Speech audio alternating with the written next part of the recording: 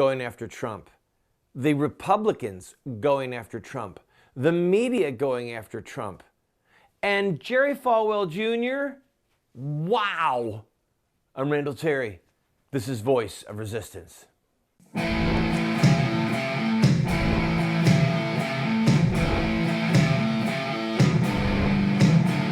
Those who forsake the law praise the wicked. Those who uphold the law resist them. Welcome to the Voice of Resistance. Here's your host, Randall Terry. We have a lot to talk with you about today. You clearly have noticed that Donald Trump is taking a thrashing from the media, from fellow Republican presidential candidates, from the Republican machinery, from the White House, from Hillary, all because he said something that I say in this show regularly, and that is this: just stop Muslims temporarily from coming into the country who are not U.S. citizens. Stop giving them visas until we can fix our immigration policy. That's it. The 2 Boston bombers were here legally. The woman who was the murderer out in California, she was here legally, the Muslim woman. Okay? Most of the hijackers from 9/11 were here legally. This is so horrible. No one has ever done anything like this before. Yes, we actually have. President Roosevelt, if my memory is correct, when World War II started, he put an immediate halt, on all Italians, all Japanese, all Germans coming to this country. Period. Didn't matter what they said, didn't matter if they hated Hitler or they said they hated it. It did not matter. You cannot come in right now. Sorry, the door is closed to you. Why? That's racism. Oh no, wait, it's xenophobia. No, that's German phobia. No, it's common sense. We don't know who they are. They could easily be coming here to do us harm, Roosevelt said. So we're just not letting any of them in. The end. No one is berating him now for that. He has gotten some bad press for having internment camps, which, frankly, he probably should have had bad press over that. But he locked up, some 20,000 Japanese who were here in the country. Ultimately, the federal government had to pay money to the survivors of the victims of that. Some of them may have still been alive when those checks were cut. But I digress. The point is, we've done it before. Now, let me tell you what's going on, all right? Just setting aside for a moment what Trump said. And by the way, I hope that you've actually seen what he said. This came from first an interview on Face the Nation on this past Sunday. And then it was also, he doubled down. He did an interview with Barbara Walters, and I saw portions of that. It was great. I'm sorry, it was great. But setting that aside, let me tell you what's going on. The Republican machinery is frantic to find anything they can latch on to get Trump to collapse. He's been holding steady at about a third. A third of the Republican primary voters are saying they're going to vote for him. And it keeps inching up. It went down a couple points at one point, but it keeps inching up. His closest contender is down 20 points in some polls. All right? So as we approach Iowa and New Hampshire and South Carolina, there is pandemonium type panic in the Republican machinery because they don't own him. They can't bully him. Friends, listen to me.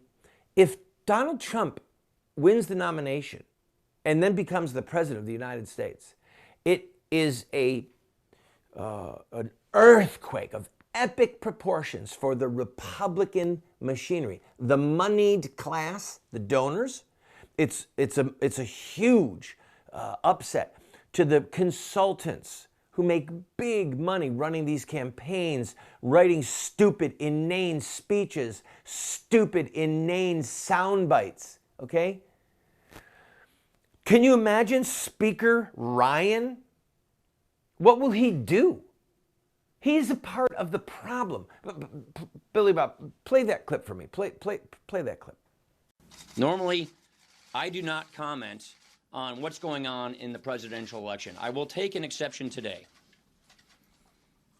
This is not conservatism. What was proposed yesterday is not what this party stands for, and more importantly, it's not what this country stands for. Not only are there many Muslims serving in our armed forces, dying for this country, there are Muslims serving right here in the House, working every day to uphold and to defend the Constitution. Some of our best and biggest allies in this struggle and fight against radical Islamic terror are Muslims, the vast, vast, vast, vast majority of whom are peaceful, who believe in pluralism, freedom, democracy, individual rights. All right, do you see? Let's just analyze some of this. That these are not Republican principles. Who says, Ryan? You? You're not a Republican, conservative. You keep giving money to Planned Parenthood, killing babies. You're not a conservative. What do you know about conservative principles? You haven't called for the impeachment of the judges who have literally committed a coup d'etat, have taken over the government, forcing homosexual marriage on everyone. What do you know about conservative principles? And furthermore, talk about mix and match, bait and switch. He's not talking about the Muslims that work with you. He's talking about Muslims from other countries, okay? And oh, by the way, does anyone here remember that Nadal Hassan, the psychiatrist who killed all those people at Fort Hood, he was in the military? Does anyone remember in 2003 that there was a sergeant who is about to be executed? He was in the army in Iraq, and he threw hand grenades into 3 different tents. He shot a man and killed him in the back. He killed another man with a hand grenade. And he was yelling, you are raping our women. We will not let you come to our lands. Yeah, he was a Muslim in the army who committed an act of terrorism against U.S. soldiers. So if I was Ryan, I wouldn't be too proud about talking about the fact that there are about 5,000 Muslims in the U.S. military right now. Because we've already seen 2 go off the rails that are in my immediate memory and kill fellow soldiers, okay? We don't know how many of them are just waiting for the moment. We don't know. Maybe no more. I doubt it. I've got to take a break. I want to continue talking about Ryan and what this is all about, and Hillary. And we've got a clip from Jerry Falwell Jr., which is just wonderful. And we will play some clips of Obama, the false prophet, Obama the false prophet, defending the false prophet. I'll be right back.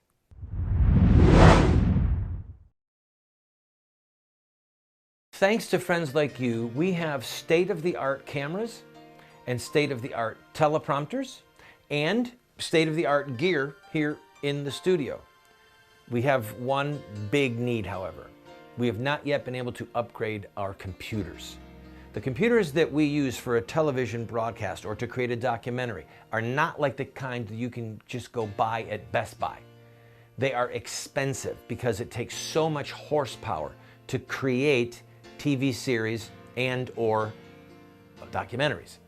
So I'm asking you, if you want to see this show grow and you want to see us finish the What Would Muhammad Do series, help us get these computers. 3 computers that we need right now are going to be just shy of $20,000. That's the kind of horsepower that we need. Go to the GoFundMe page you see right there. Watch the pilot for What Would Muhammad Do? And if you like the show, give us a gift.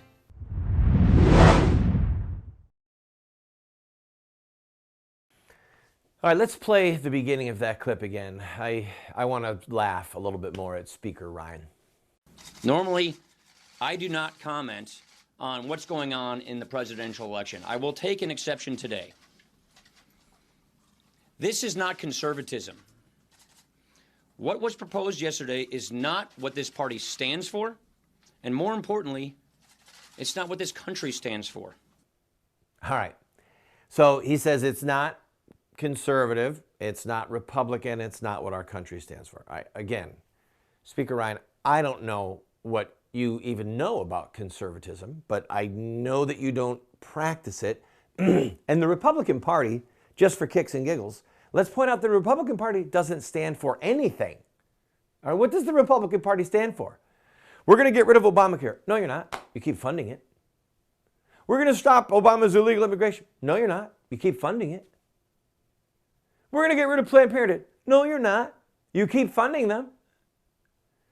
Show me a field of battle where the Republicans have stood for anything. And that's what they don't understand, friends. They actually are so out of touch with you and with me. They get together in the little rooms, all right? They don't smoke cigars in them anymore because Uncle Sam says they can't do that. But they talk. This is going to make us lose elections. Do you really think that? That's what Ryan said that in another interview. That he believes that if Trump holds to this and this concept and wins the nomination, that the Republicans are going to get blown out in the fall. He's out of his mind. This poor man is out of his mind. And yes, it is something that America stands for. There's no constitutional requirement to let in anyone. Do you understand that? This is unconstitutional. No, it's not. There's no constitutional requirement to let people in. And as far as religion, freedom of religion, the First Amendment, that's the Bill of Rights for U.S. citizens. So these people are actually, they're embarrassing themselves. Do you see? The sky is falling, the sky is falling. And the White House jumping in and saying, well, this actually disqualifies him from becoming president. Does Josh Ernst and President Barack Hussein Obama really think that they're qualified to tell us what would disqualify somebody from being president? This despicable false prophet in the White House? It's laughable. We're going to watch some of his clips later in the show. Stay with me. But we've got, and Hillary jumping on, lying about Trump, lying about Jerry Falwell. Play the tape for me of Jerry Falwell. Watch this. It just blows my mind when I see the President of the United States say that the answer to circumstances like that is more gun control. I mean, if the people...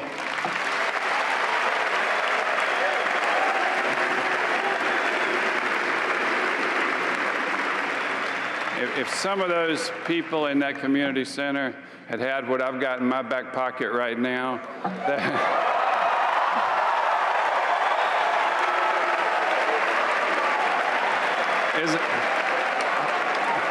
is it illegal to pull it out? I don't know. Is that anyway? I've always thought if more good people had concealed carry permits, then we could end those Muslims before they walk in and kill it. So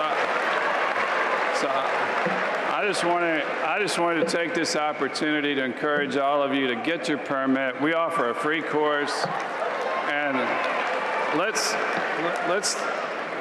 teach them a lesson if they ever show up here. So.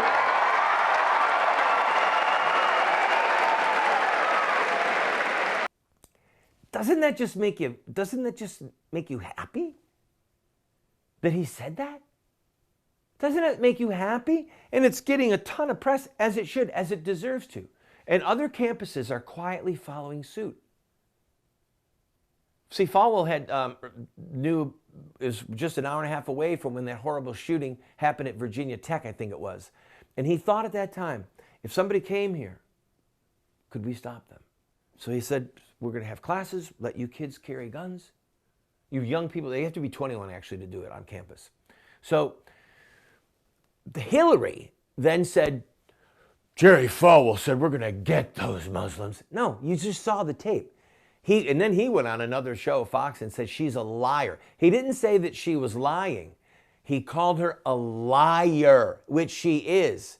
Does Speaker Ryan ever call Hillary a liar? No, even though she is. Why?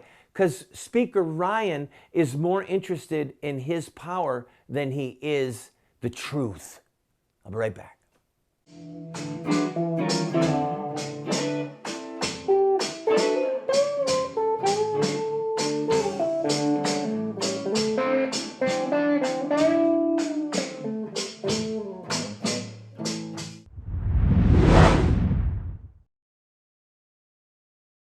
Christians must be involved in government, period. If Christians weren't involved in government, we would not have a United States of America. And there have been brilliant Christian minds over the centuries, such as John Locke, who is called the philosopher of American liberty. He was quoted by Clarence Thomas in his recent dissent on the homosexual marriage decision.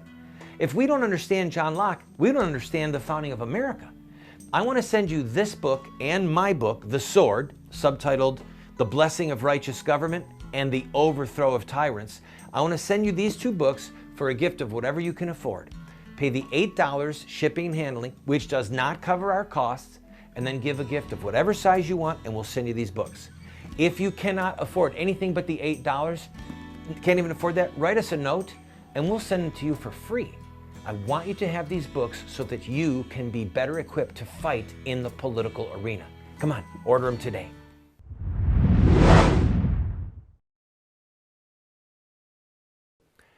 The Republican machinery would rather have, many of them, would rather have Hillary than Trump.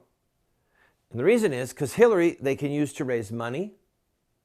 Some of them can work with Hillary. Did you know that Jeb Bush's top financial donor, Mike Fernandez, he's in Florida, he's given $3 million to Jeb Bush's PAC, okay? He said publicly in an interview with the Miami Herald that if Trump gets the nomination, he will vote for Hillary. Let the full weight of that sink in on you. Now, first of all, that really helped Trump because it proves his point. These people aren't, he's not conservative. He doesn't care about what the party wants. He doesn't care about what you want. If you're a Trump supporter, 1 out of 3 Republican primary voters right now are Trump supporters. 1 out of 3. Okay? 68% of those supporters said that they will go with Trump. If Trump decided to run as a third party, 68% of those people said, I'll go with him. That's how disgusted they are with the Republican Party. And this fool in Florida said that he'll vote for Hillary. Let me tell you something about wisdom. Wisdom has an ethical element to it. Okay? You cannot be a wise person and be an evil person. Read the book of Proverbs. Read Proverbs chapter 5, 6, 7, and 8. Again and again, the fool is the one that's committing sin and doing evil. And the wise person is the person who is doing what is right, serving God, obeying the commandments. So being wise doesn't mean that you know how to make money. It doesn't mean that you know how to speak or that you're dressed well. Being wise means that you fear God. The fear of God is the beginning of wisdom. If someone doesn't fear God, they're not wise. They might be articulate, they're not wise. Which takes us to Obama. Obama is an evildoer and he is a false prophet. He's a fool. He's a biblical fool, an evildoer. Now listen to these two quotes. And I got to rush here, but watch this first one. And we are cooperating with Muslim majority countries and with our Muslim communities here at home to counter the vicious ideology that ISIL promotes online. All right, look, ISIL, first of all, he's not working with Muslims in getting success. These Muslim attacks are happening in our country and he's not having people come ahead of time. And ISIL's not promoting something online.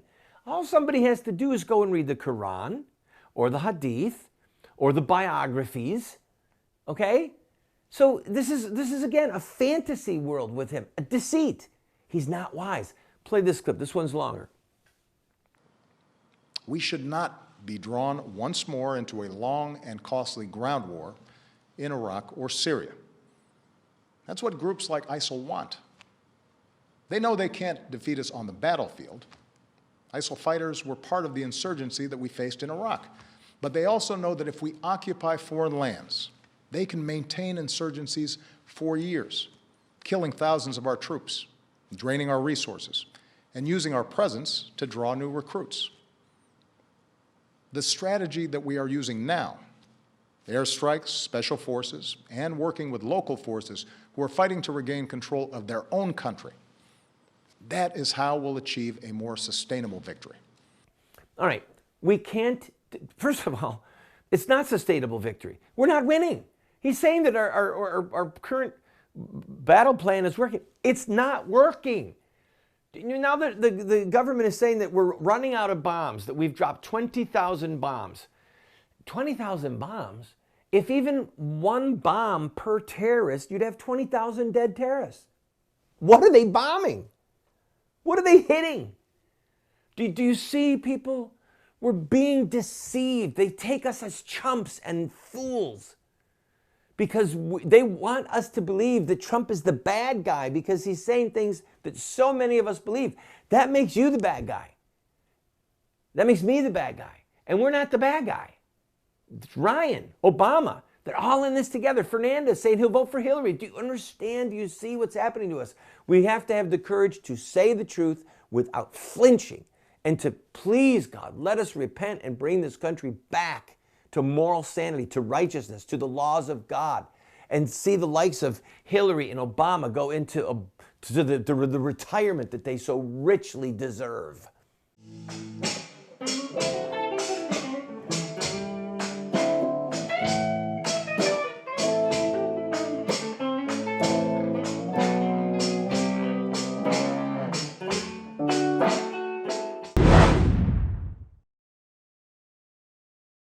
Friend, this TV show represents a mission.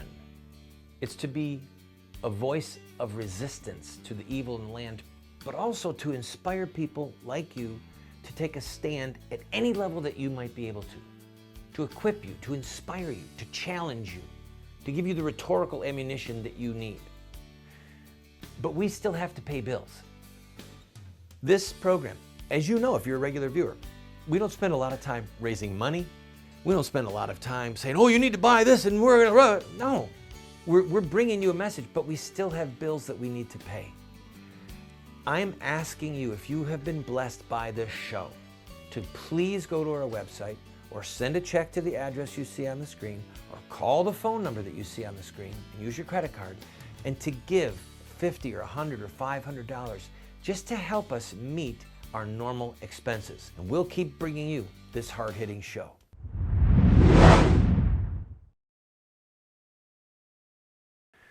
Friend, I'm going to play one more clip from President Obama, the false prophet, as he defends the false prophet. Listen to this clip. Here's what else we cannot do. We cannot turn against one another by letting this fight be defined as a war between America and Islam. That, too, is what groups like ISIL want. ISIL does not speak for Islam. They are thugs and killers, part of a cult of death. And they account for a tiny fraction of more than 1 billion Muslims around the world, including millions of patriotic Muslim Americans who reject their hateful ideology. Moreover, the vast majority of terrorist victims around the world are Muslim.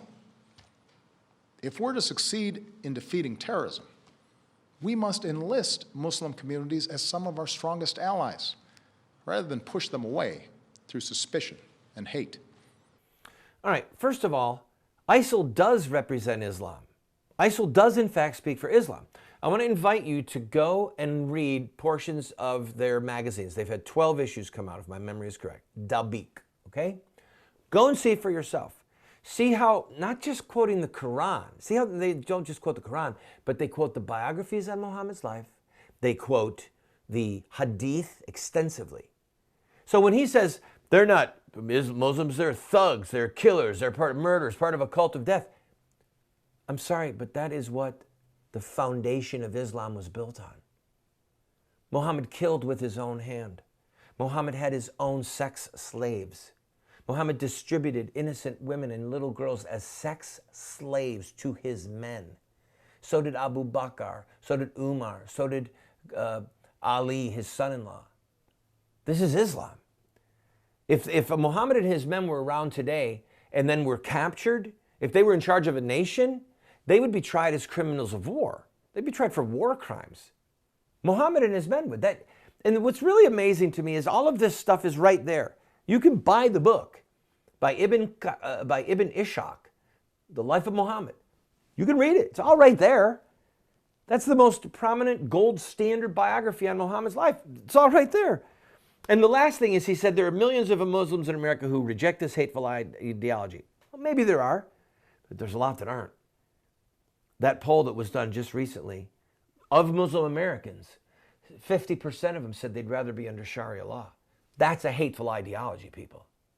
20% of them said it would be ethically okay to use terror, jihad, to overthrow the U.S. Constitution. He's delusional. He is a false prophet defending a false prophet. And we need to wake up.